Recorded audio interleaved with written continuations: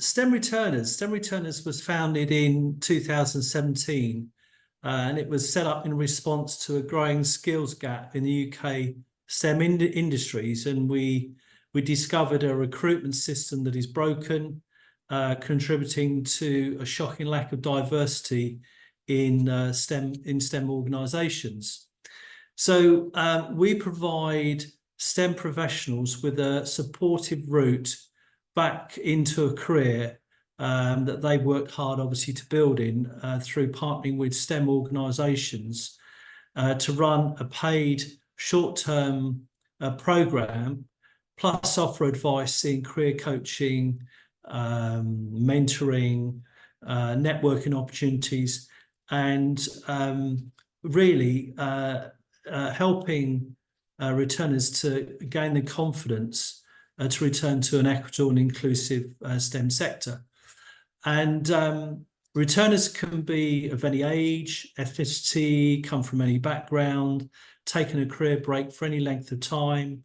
We deal with a lot of service related people. So really, I mean, the business case centres around increasing the STEM professionals in a skill shortage market and improve the workplace diversity, aiming to attract highly experienced talent and raise awareness of the impact of unconscious bias, which we see very prevalent amongst hiring managers and other stakeholders, and obviously promote good practice in inclusive recruitment.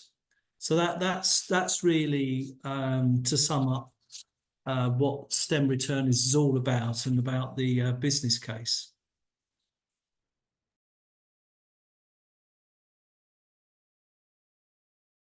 Okay. Well, interesting enough, we do a piece of research every year called the STEM Returners Index, where we go out to 1,000 returners. We ask them a series of questions about some of the struggles that they're having getting back into work. And so we launched our 4th year of this survey recently. So and the 3 consecutive years previously, we've been able to build a picture about how the trend is changing. And pleased to say that there is a trend which is, where we see, so for example, one of the barriers that a returner faces is a lack of feedback, whether they've been successful with a submission or with the CV, and this we find is dampening their spirit towards returning back to work. So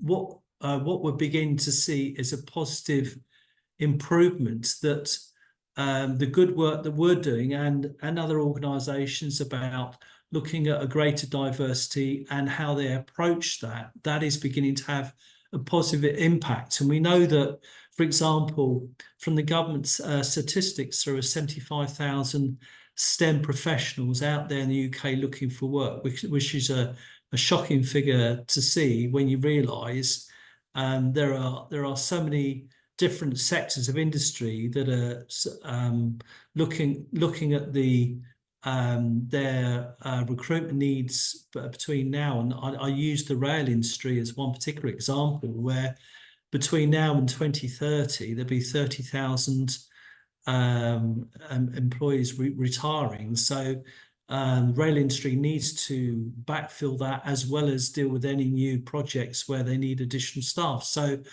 So by having a greater diversity in the workforce, we know we'll have a positive output in terms of the projects that they're running, and also to the bottom line. So and by working collectively together, this is the impact we see that we'll have on in the future.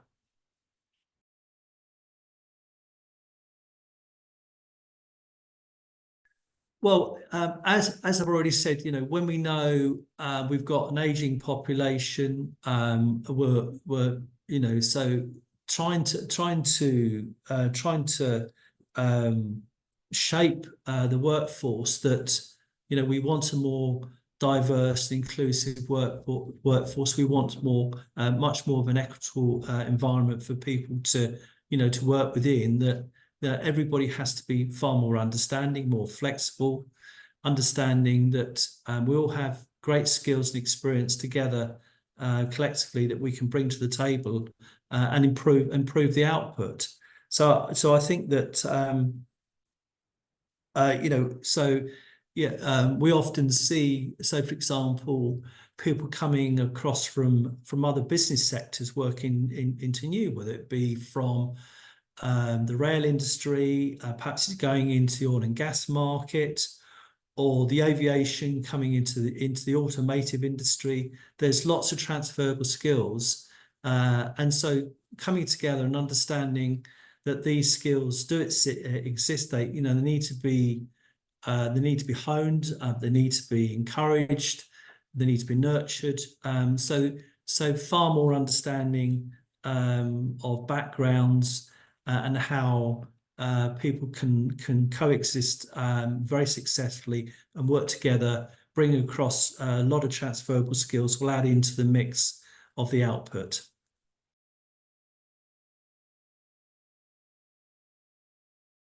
Okay, well, that's an interesting question. I think it's about first. It's about, yeah, it's important to change the mindset of the hiring manager and the stakeholders about embracing all possible areas to bring staff on board requires a slight adjustment to the way they onboard people, and how they interview. We know, for example, typically with a returner that there are certain questions that you just wouldn't ask a returner. So, for example, you wouldn't ask them tell me about your most recent experience if they've been off work for the last 3 or 4 years. It's so it's about asking the right type of questions.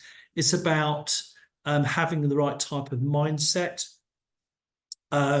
It's also making sure that in our case, dealing in the returners area, that we're not just supporting the returner, but also supporting the hiring managers and other key stakeholders, helping them to educate them about dealing with unconscious bias, and the empathy that we feel is absolutely necessary in understanding what it feels like for a returner returning back, and the adjustments that they need to make. And what we do find is that returners are always very keen and hungry to learn and get back to work. So having all the stakeholders working in harmony to make this a pleasant journey back for employees back into working place, will undoubtedly help realise the workforce that's potentially out there, that there are good jobs and good companies to work for. So it is about helping to educate each other and supporting.